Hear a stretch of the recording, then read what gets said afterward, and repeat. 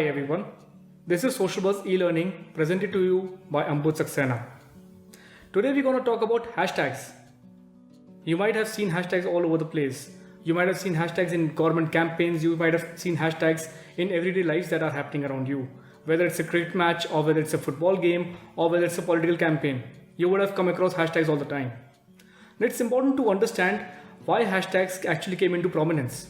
Well, in 1988, Mr. Jarkko Oikarinen, he founded application layer by the name of Internet Relay Chat, IRC.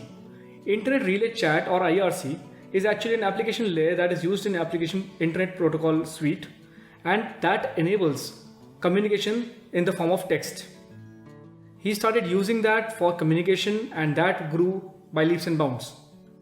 It grew in popularity, and in 1990s and in early 2000s, there was a lot of subscription for IRC.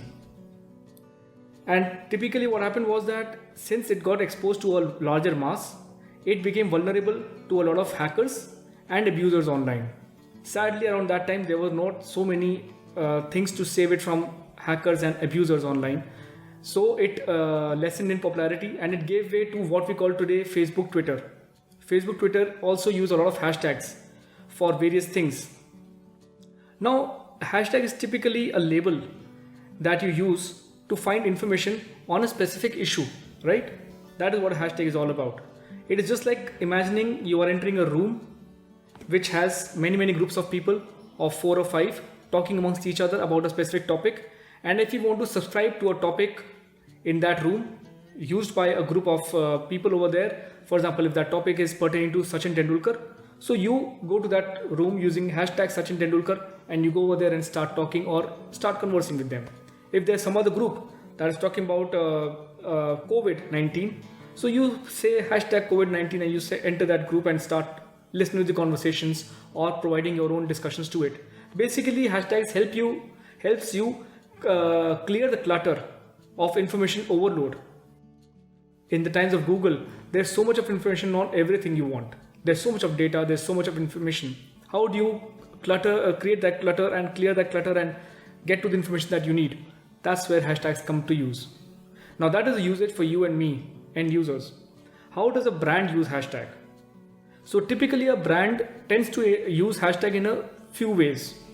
If there is a festive season that is coming up, for example, if there's Christmas or there's Diwali or there's Holi, and there's a contest that a brand needs to do, it can use hashtag using its own brand name and the festival name and get a lot of people to sign on to the social media channels. That is one way of using hashtags. Next, there is one more way of brands using hashtags, and that is in the form of paid promotions. If you are an NGO and you want your cause to be promoted in a certain manner, if you are a UNICEF, for example, and if you want to promote your cause for hygienic toilets, for example, or hygienic practices, then you would use a hashtag that is a community level hashtag which people can use on their own and give their own ideas on how to keep their own environment very hygienic and safe. After talking about hashtags, what I would like to take you through is that what are the types of hashtags? There are many types of hashtags. In fact, right now you've searched me through a hashtag technique only. You've cut the clutter and you've come across to my video, right? So there are 5 types of hashtags that is good for brand managers to know. The first is the brand hashtag. Something like, you remember the tagline of KitKat, the chocolate KitKat, take a break, take a KitKat. So KitKat uses the hashtag take a break. So that is that brand hashtag. Or another example of brand hashtag would be hashtag indoors shot on OnePlus. Obviously, you know that hashtags don't have any space between them. So hashtag indoors shot on OnePlus is a brand hashtag for OnePlus, right? Now there is another sort of hashtag called community hashtags. Community hashtags are typically something like they convey a message about a social issue or a societal issue and they try to raise awareness through that. One of these most prominent hashtags that are happening right now is hashtag stay at home. We are in a lockdown, right? And we won't be in lockdown for a long time. However, this hashtag is gonna stay around. So hashtag stay at home is not a branded hashtag. It is not about something specific. It's about a general feeling that is happening inside a community. So it's a community hashtag, and many other hashtags. For example, hashtag Corona outbreak in India. It is also a community hashtag, which means that it is not promoted by a company specific, but it is relevant for the entire community to raise awareness about.